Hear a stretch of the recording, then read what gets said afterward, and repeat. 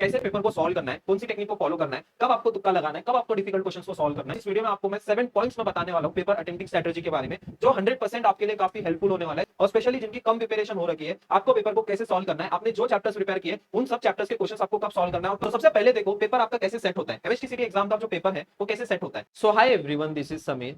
आप सभी स्टूडेंट्स के एमएसटीसीटी एग्जाम स्टार्ट होने जा रहे हैं और आज इस वीडियो में हम लोग one of the most important topic discuss करने जा रहे हैं, that is paper attempting strategy. आपको एमएसटीसीटी एग्जाम में कैसे पेपर को सॉल्व करना है, कौन सी टेक्निक को फॉलो करना है, कब आपको तुक्का लगाना है, कब आपको डिफिकल्ट क्वेश्चंस को सॉल्व करना है, ये सारी चीजें पहले से ही माइंड में क्लियर होनी चाहिए। तभी आप एमएसटीसीटी एग्जाम में एक अच्छे परसेंटाइल स्कोर कर सकते हो। बिलीव मी, ऐसे लास्ट ईयर मैंने काफी सारे स्टूडेंट्स देखे जिनकी काफी अच्छी प्रिपरेशन हो रखी है, जिन्होंने काफी सारा सिलेबस भी कवर कर लिया था, फिर भी एमएसटीसीटी एग्जाम में उन्होंने उतना अच्छा परफॉर्म नहीं कर पाया, जस्ट बिकॉज उन लोग ने उनसे गलती क्या हो गई, कुछ स्टूडेंट्स ने क्या किया, स्टार्टिंग में ही डिफिकल्ट क्वेश्चंस सॉल्व करने लग गए, उनका पेपर ही पूरा नहीं सॉल्व हो पाया। कुछ स्टूडेंट्स ने कैलकुलेशन मिस्टेक कर दी, कुछ स्टूडेंट्स का पेपर पूरा अटेम्प्ट हो ही नहीं पाया। ऐसे कुछ कॉमन मिस्टेक्स हो ही जाती है हर स्टूडेंट से, इवन टॉपर से भी होती ही है। तो आपको ऐसी कोई भी मिस्टेक्स नहीं करनी है। आज इस वीडियो में आपको मैं 7 पॉइंट्स में बताने वाला हूं पेपर अटेम्प्टिंग स्ट्रेटजी के बारे में, जो 100% आपके लिए काफी हेल्पफुल होने वाला है। और स्पेशली जिनकी कम प्रिपरेशन हो रखी है, आपको पेपर को कैसे सॉल्व करना है, आपने जो चैप्टर्स प्रिपेयर किए उन सब चैप्टर्स के क्वेश्चंस आपको कब सॉल्व करना है और कब तुक्का लगाना है, ये सब कुछ आज इस वीडियो में हम लोग कवर करने वाले हैं। अगर आप ये वीडियो देख रहे हो तो प्लीज पूरा एंड तक जरूर देखना। वो 7 पॉइंट्स जो है वो काफी इंपॉर्टेंट होने वाले।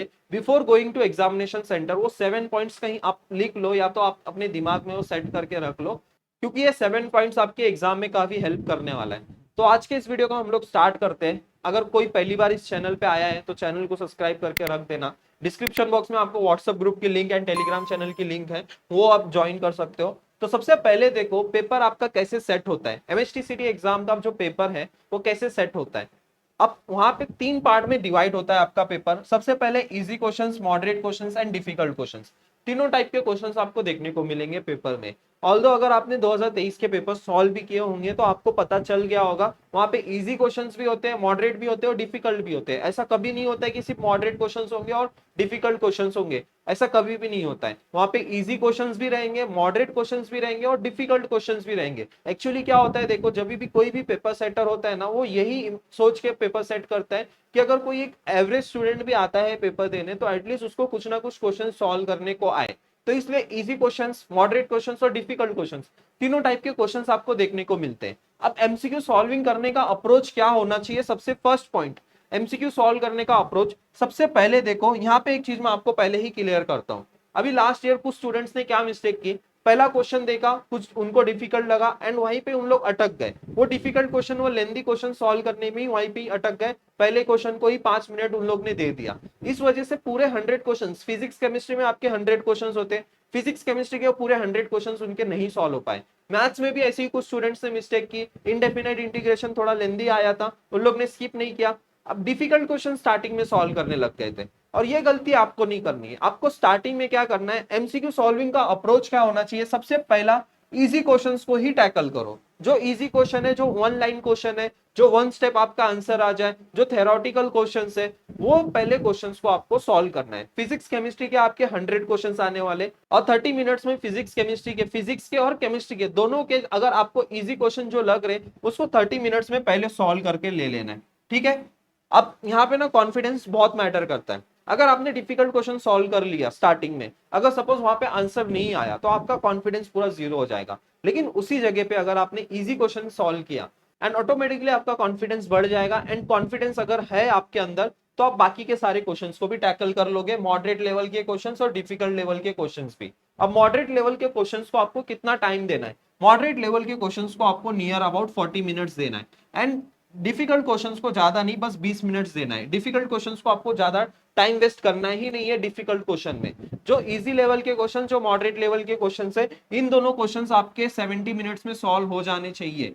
70 मिनट्स में आपके ये क्वेश्चंस आपके सॉल्व हो जाने चाहिए। और डिफिकल्ट लेवल के जो क्वेश्चंस है लास्ट के 20 मिनट में आपको सॉल्व करना है। अगर नहीं भी आया तो आपको लास्ट के 5-10 मिनट में आप वहां पे तुक्का लगा सकते हो।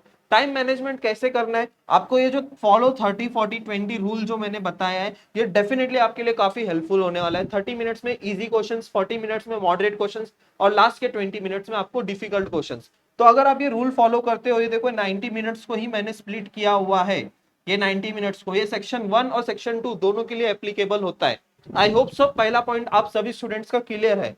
Now second point, never solve the paper sequence wise. जैसे मैंने आपको बताया लास्ट ईयर स्टूडेंट्स ने क्या मिस्टेक किया, पहला क्वेश्चन देख लिया, जो डिफिकल्ट लेवल का आया उसने उसको स्किप ही नहीं किया, पहले ही क्वेश्चन में वो अटक गया, पहले ही क्वेश्चन में वो नियर अबाउट 5 मिनट्स दे दिया। ऐसे आपको नहीं करना है। अगर पहला क्वेश्चन डिफिकल्ट आ रहा है, देखो यहाँ पे मैं आपको फॉर एन एग्जांपल बताता हूँ, देखो यहाँ पे लास्ट ईयर 2023 का पेपर है, अब ये केमिस्ट्री का पेपर है। यहाँ पे पहला क्वेश्चन आपको रीड करना है। अगर आपको लग रहा है ये इजी क्वेश्चन है, आप सॉल्व कर सकते हो, पहला क्वेश्चन सॉल्व किया, पढ़ लिया, ये इजी वाला क्वेश्चन है, तो आप यहाँ पे मार्क करो, ऑप्शन डी मार्क करो, इसका answer which of the molecule has no lone pair of electrons on central atom, तो option D is correct. Then calculate delta G not for the cell, ये एक लाइन का formula है, -n F E not करके formula है, directly इसको solve कर सकते हो, वैल्यू निकल सकती है। तीसरा, ये भी थ्योरेटिकल क्वेश्चन है, इसको सॉल्व कर सकते हो। अगर सपोज ये डिफिकल्ट आपको लग रहा है, आपको ये फॉर्मूला याद नहीं आ रहा है, तो इसको स्किप कर दो, तीसरे वाले क्वेश्चन पे चले जाओ, इसको बाद में मार्क फॉर द रिव्यू छोड़ देना। मार्क फॉर द रिव्यू का वहां पे ऑप्शन आता है, वहां पे वो मार्क फॉर द रिव्यू करके उसको छोड़ के नेक्स्ट क्वेश्चन पे चले जाना। उसी तरह ऐसे बाकी सारे क्वेश्चन को आपको टैकल करना है, ठीक है। उसी तरह बाकी सारे क्वेश्चन यहाँ पे देखो, एक फिर चौथे क्वेश्चन पे जाना है, फोर्थ क्वेश्चन आपसे सॉल्व नहीं हो रहा है, छोड़ दो, फिफ्थ क्वेश्चन चले जाओ। ऐसे स्किप करने आना चाहिए, क्वेश्चन स्किप करने आप सभी स्टूडेंट्स को आना चाहिए, और बहुत इंपॉर्टेंट है एमएसटीसीटी एग्जाम में, क्योंकि आपको 150 क्वेश्चंस को टैकल करना है, 150 क्वेश्चंस को गो थ्रू भी करना है। मार्क फॉर रिव्यू का वहां पे ऑप्शन आता है, मार्क फॉर रिव्यू करके आप आगे बढ़ते चले जाओ। स्टार्टिंग के 30 मिनट्स में नियर अबाउट आपके 50-60 क्वेश्चंस तो इजीली रीड आउट हो जाने चाहिए, ठीक है। Second point I hope so clear हो गया है। Now third point, start with chemistry. अब यहाँ पे मैं केमिस्ट्री क्यों बोल रहा हूँ, अब क्या होता है, फिजिक्स और केमिस्ट्री में कंपेयर करोगे तो केमिस्ट्री के क्वेश्चंस कंपैरेटिवली इजी ही आते हैं। तो अगर आप केमिस्ट्री से स्टार्ट करते हो तो डेफिनेटली आपका कॉन्फिडेंस बूस्ट हो जाएगा, डेफिनेटली आपका कॉन्फिडेंस बढ़ जाएगा, क्योंकि केमिस्ट्री के क्वेश्चंस उतने डिफिकल्ट नहीं पूछे जाते, केमिस्ट्री पूरा का पूरा टेक्स्ट बुक में से ही आता है। तो केमिस्ट्री में अभी आपको कैसे सॉल्व करना है, try to solve chemistry within 30 minutes. अब यूजुअली देखो 30 मिनट्स में सॉल्व होता भी है केमिस्ट्री, क्योंकि जो आपके इनऑर्गेनिक ऑर्गेनिक जो थेरोटिकल वाले क्वेश्चन हैं, जैसे ही क्वेश्चन रीड कर दिया विद इन 10 सेकेंड आपको आंसर आ जाना चाहिए, क्योंकि वहां पे आपको टाइम वेस्ट करना ही नहीं है, क्योंकि वो नॉलेज बेस्ड क्वेश्चन है, मेमोरी बेस्ड क्वेश्चन है, वहां पे आपको कुछ सॉल्व नहीं करना है, डायरेक्ट क्वेश्चन रीड किया सॉल्व करना है, डायरेक्ट क्वेश्चन रीड किया मार्क करना है ऑप्शन। फिजिकल केमिस्ट्री में आपको थोड़ा कैलकुलेशंस करना पड़ता है। तो आपको स्टार्टिंग के 30 मिनट्स में ट्राई करो केमिस्ट्री को खत्म करने, और लास्ट के जो 60 मिनट्स रहते हैं उसको फिजिक्स को दे दो। अगर सपोज फिजिक्स उतनी अच्छी सी प्रिपरेशन नहीं हुई है आपकी, फिर भी आपको नियर अबाउट 40 से 50 मिनट तो आपको फिजिक्स को लगेंगे ही लगेंगे वहां पे, अगर आपको अच्छा मार्क्स स्कोर करना है फिजिक्स में भी। और स्टार्टिंग के 30 टू 40 मिनट्स में आप केमिस्ट्री को वाइंड अप कर दो, केमिस्ट्री में जितना हो सकता है मैक्सिमम ट्राई करो, जितना हो सकता है मैक्सिमम स्कोर करने का। I hope third point is clear. Now fourth point, अब मैथ्स का जो सेक्शन 2 होता है केमिस्ट्री के लिए, देखो आपका फिजिक्स केमिस्ट्री का सेक्शन 1 होता है और मैथ्स का आपका सेक्शन 2 होता है। अब ये जब 90 मिनट्स, आप सेक्शन को ना स्विच नहीं कर सकते हो।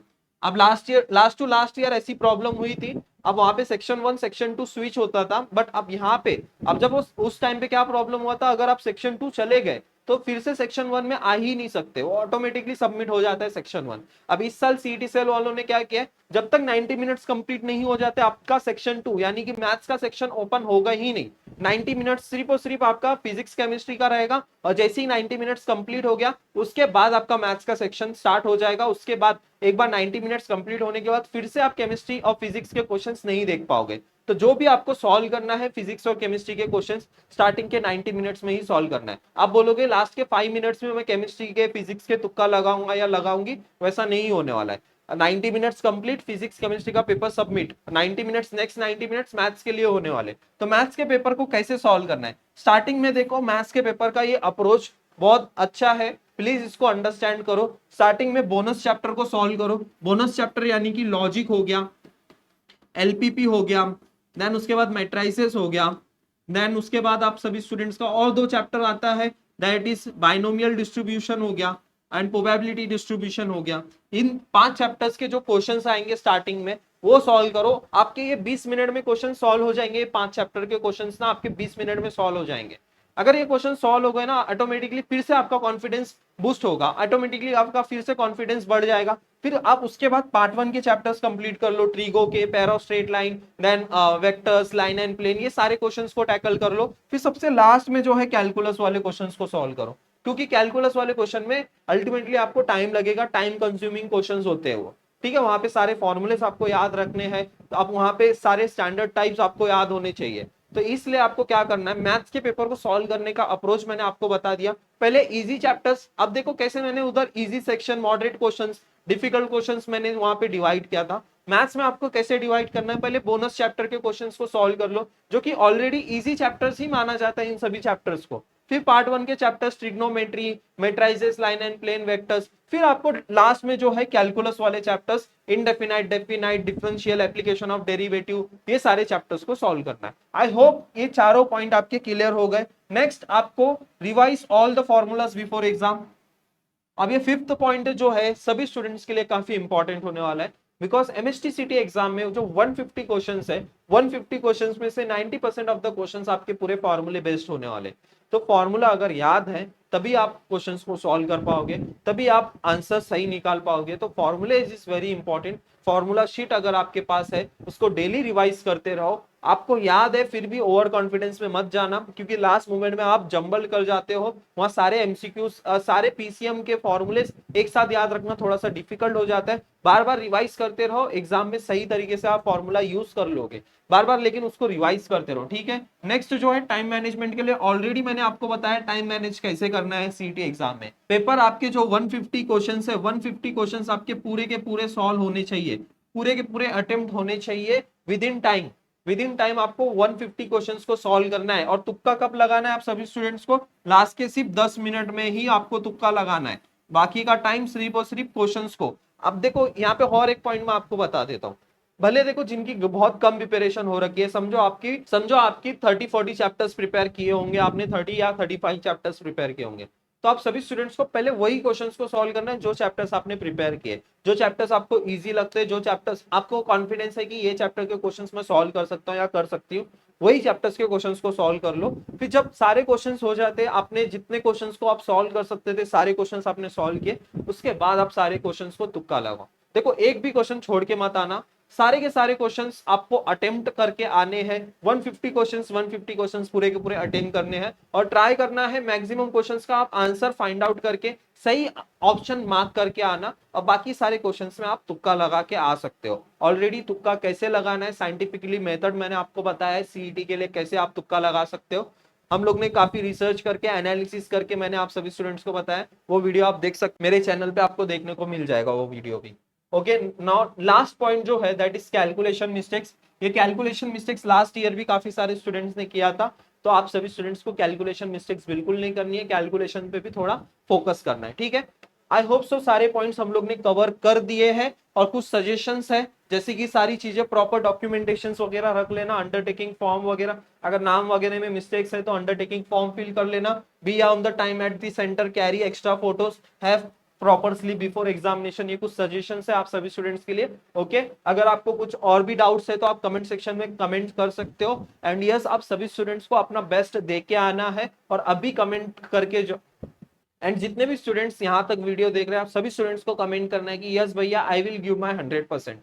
आप अपना 100% दो, बाकी बस ऊपर वाले के ऊपर छोड़ दो, कभी आपके साथ बुरा नहीं होगा। आप अपना 100% दो, आप सेल्फ सेटिस्फाइड हो कि हाँ यस मैं जितना हो सकता था, मेरी कैपेबिलिटी जितनी थी मैंने उतना करके आया, मैंने उतना परफॉर्म करके आया, फिर करके आई, बाकी ऊपर वाले पे छोड़ दो, ठीक है। देखो बाकी एग्जाम के बाद तो आप सभी स्टूडेंट्स को, देखो कॉलेज तो ऐसा नहीं है कि नहीं मिलेगा, कॉलेज आपको मिलेगा, बस आपके पास जो है ना, आपको अगर टॉप 10 में कॉलेज में जाना है ना, तो 140 प्लस आपको स्कोर करना पड़ेगा एटलीस्ट, वो तो आपको एटलीस्ट वहां पे स्कोर करके ही आना है एमएसटीसीटी एग्जाम में। बस आप अपना 100% दो, भले आपकी उतनी अच्छी प्रिपरेशन नहीं हुई है, फिर भी आप अपना माइंड को पॉजिटिव रखो, पॉजिटिव माइंडसेट रख के अपना पेपर दो, एंड देखो फिर कितना अच्छा आप सभी स्टूडेंट्स का रिजल्ट आता है। ऑल द बेस्ट एवरीवन, मिलते हैं फिर ऐसी नेक्स्ट वीडियो में। Thank you so much.